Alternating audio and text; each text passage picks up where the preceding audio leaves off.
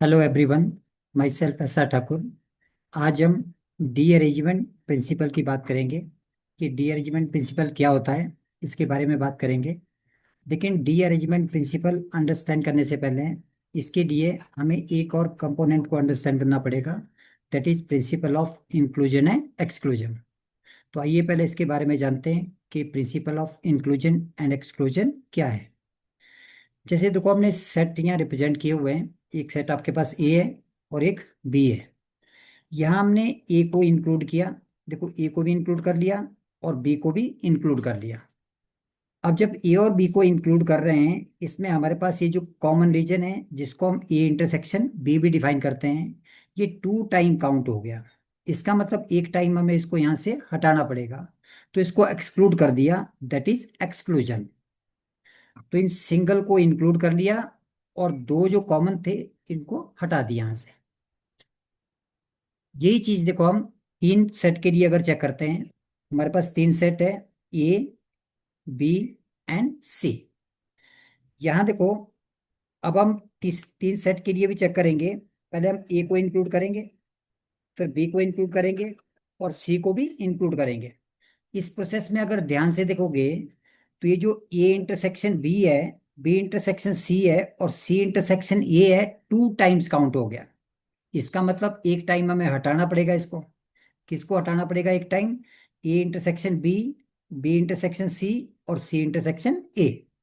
और जब हमने इन तीनों को हटा दिया तो देखो, ये जो बीच वाला रीजन है, जो तीनों का कॉमन रीजन जिसको हम बोलते हैं A intersection B intersection C, लिखा हुआ है इसके अंदर, ये 3 बारी हट गया हमारे पास। इसका मतलब हमें तो एक बारी हटाना था इसको, तो 3 बारी हट गया, तो इसको एक टाइम हमें इंक्लूड करना पड़ेगा, तब बैलेंस होगा जाकर के। अब देखो, इसको सेट फॉर्म में जब हम रिप्रेजेंट करते हैं, जैसे ए और बी को इंक्लूड करना है कम से कम एक, तो इसको इस तरह से भी लिखते हैं, एन ए यूनियन बी। देखो, एन ए यूनियन बी का मतलब होता है एटलीस्ट वन ऑफ ए और बी, इनके कम से कम एक, या तो वन या दोनों। तो इसका मतलब देखो क्या होता है, N A plus N B और minus N A intersection B. यानी हमने सिंगल को इंक्लूड कर लिया और यहां से जो 2 बारी रिपीट हो गया था उसको हमने माइनस कर दिया। तो ये इंक्लूजन हो गया and that is exclusion. Same process देखो हम तीन सेट के लिए अप्लाई कर सकते हैं कि at least one of A B and C. अब देखो, इसको चेक करेंगे, N A union B union C. इसका मतलब कम से कम one of A B and C. अब देखो, पहले सिंगल को इंक्लूड कर लेंगे हम, N A plus N B और प्लस एन सी। अब देखो, सिंगल इंक्लूड हो गया। इस सिंगल इंक्लूजन में ये जो ए इंटरसेक्शन बी है, बी इंटरसेक्शन सी है और A intersection C 2 time exclude हो गया हमारा। तो हमें तो एक टाइम ही एक्सक्लूड करना था इसको, तो 2 टाइम इंक्लूड हो गया, इनके इसको एक्सक्लूड करना पड़ेगा अब हमें। तो माइनस क्या कर देंगे हम, एन ए इंटरसेक्शन बी और minus N B intersection C और minus N C intersection A. क्योंकि ये चीज आपकी 2 बारी इंक्लूड होगी थी, तो हमें एक बारी एक्सक्लूड कर दिया इसको। अब इसी के साथ जब हमने इनको इंक्लूड किया एक्सक्लूड किया, तो देखो ये चीज आपके पास ये जो कॉमन है तीनों का, ये 3 बारी एक्सक्लूड हो गया। इनके हमने तो इसको एक बारी एक्सक्लूड करना था, तो इसका मतलब एक बारी अब इंक्लूड भी करना पड़ेगा इसको। तो plus n A intersection B intersection C. तो ये आपका principle of inclusion and exclusion हो गया। इनके जब हमने सिंगल ए बी सी को इंक्लूड किया, तो आपका A intersection B, B intersection C और सी इंटरसेक्शन ए 2 टाइम क्या हो गया हमारा, इंक्लूड हो गया। हमने एक बार इंक्लूड करना था, इसलिए एक बार इनको एक्सक्लूड कर दिया हमने। और जब ये किया तो उस केस में जो तीनों का कॉमन है, इनके साइमल्टेनियसली तीनों में अकर कर रहा है, 3 बारी एक्सक्लूड हो गया हमारा। तो इसका मतलब एक बारी एक्सक्लूड करना था, तो एक बारी हमें क्या करना पड़ेगा, इसको इंक्लूड करना पड़ेगा। तो सिंगल जब at least one of ABC calculate कर रहे हैं, तो सिंगल टाइम हम इंक्लूड कर रहे हैं, 2 टाइम एक्सक्लूड कर रहे हैं, एंड 3 वाले हम एक्सक्लूड इंक्लूड कर रहे हैं। इसी तरह से इस एप्लीकेशन को हम 4 के लिए, 5 के लिए, एन टाइम के लिए भी एक्सटेंड कर सकते हैं। तो ये था principal of inclusion and exclusion. अब इसको हम अप्लाई करेंगे किसमें? डी अरेंजमेंट प्रिंसिपल में। अब आते हैं डी अरेंजमेंट प्रिंसिपल में। डी अरेंजमेंट में देखो, जो डी अरेंजमेंट प्रिंसिपल है, ये होता क्या है कि derangement is a permutation of the elements of a set such that no element appear in its original position. इसका मतलब सीधा सा ये हुआ कि कोई भी चीज अपनी जगह नहीं जाएगी। जो उन चीजों के लिए स्पेसिस स्पेसिफाई किए थे वो चीज अपनी जगह ना जाए, इनके none of the things goes to their original place, इसको डी अरेंजमेंट प्रिंसिपल बोलते हैं। फॉर एग्जाम्पल, जैसे यहाँ एग्जाम्पल लिया हुआ है कि देयर आर एन लेटर्स और एन कॉरस्पॉन्डिंग एनवल्प है। अब इन लेटर्स को हमने एनवल्प में इस तरह से रखना है कि कोई भी लेटर अपने टाइप के एनवल्प में ना जाए। तो none of the things goes to their original place, इनके all of them goes to wrong place. ये डी अरेंजमेंट प्रिंसिपल की डेफिनेशन है। अब इसको हम इन 3 केसेस से पहले चेक करते हैं, छोटे छोटे केसेस बनाए हुए हैं।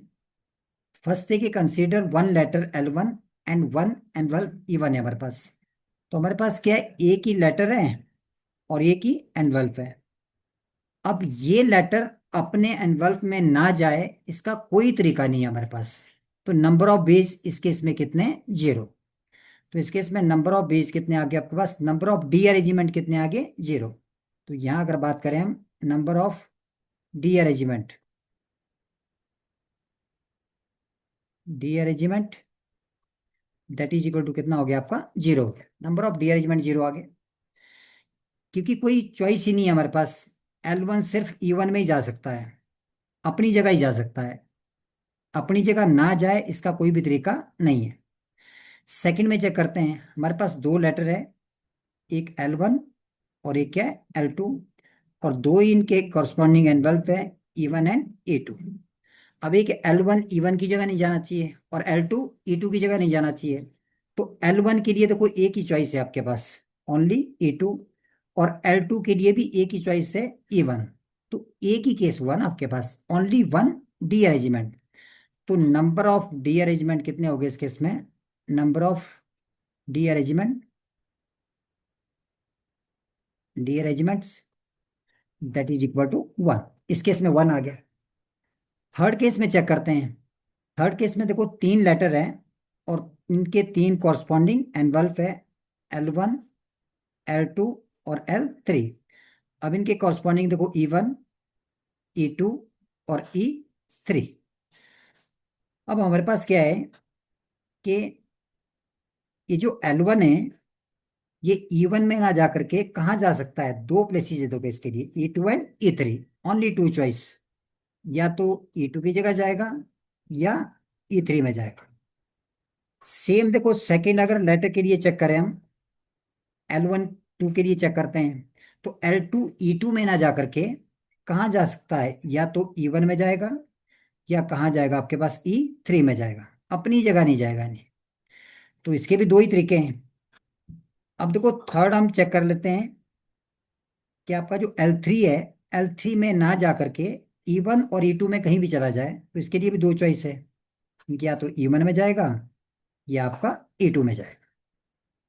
तो देखो डायरेक्टली दिख रहा है मेथड से ही कि ओनली 2 ही पॉसिबिलिटी है आपके पास। तो इस केस में जब हम डायग्राम से चेक कर रहे हैं, तो नंबर ऑफ डी अरेंजमेंट कितने आ गया हमारे पास? 2। Number of derangement, derangement that is equal to 2। इनके जब सिंगल लेटर सिंगल एनवल्प था, नंबर ऑफ डी अरेंजमेंट 0 थे। 2 लेटर 2 एनवल्प है, नंबर ऑफ डी अरेंजमेंट 1 है। और 3 लेटर 3 एनवल्प है, तो नंबर ऑफ डी अरेंजमेंट 2 हो गया आपके पास। ऐसा नहीं है 4 के केस में 3 हो जाएंगे। अब हमें इस principal of inclusion and exclusion को इसमें ऐड करके आगे केसेस जनरलाइज करने पड़ेंगे। अब इसको एक मेथड से भी करते हैं हम सॉल्व।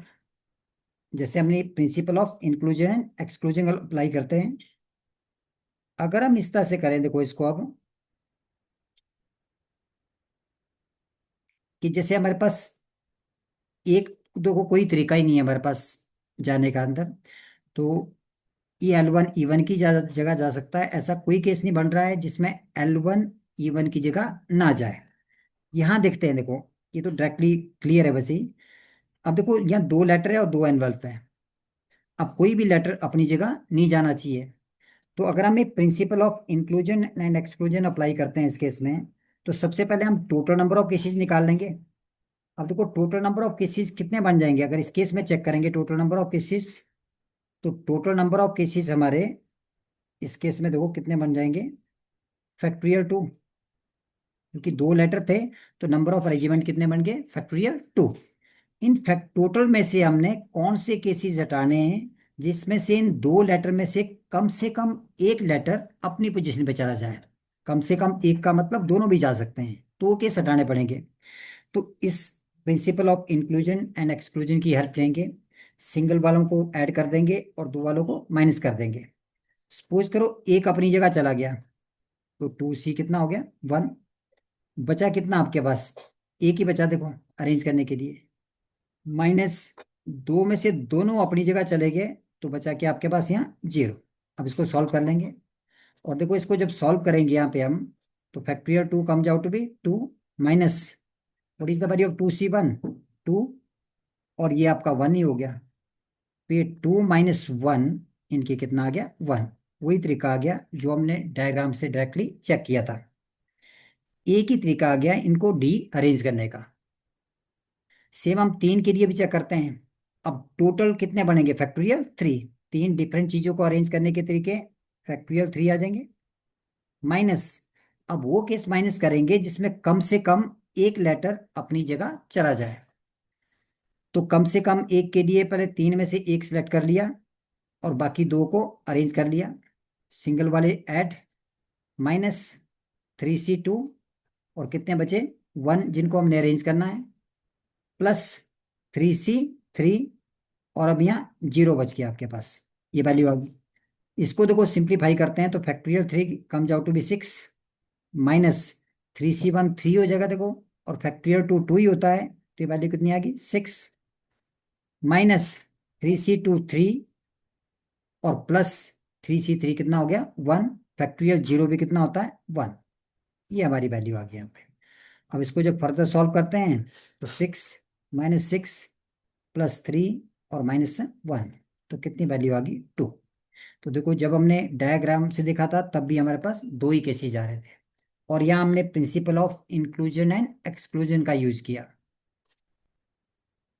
सेम वे अगर हम प्रोसीड करेंगे 4 के लिए, 5 के लिए, 6 के लिए, we can proceed for n number of cases. अब देखते हैं कि n नंबर के डी अरेंजमेंट किस तरह से बनाने हैं हमने, इनके derangement of n things. n things की डी अरेंजमेंट करते हैं। तो डी अरेंजमेंट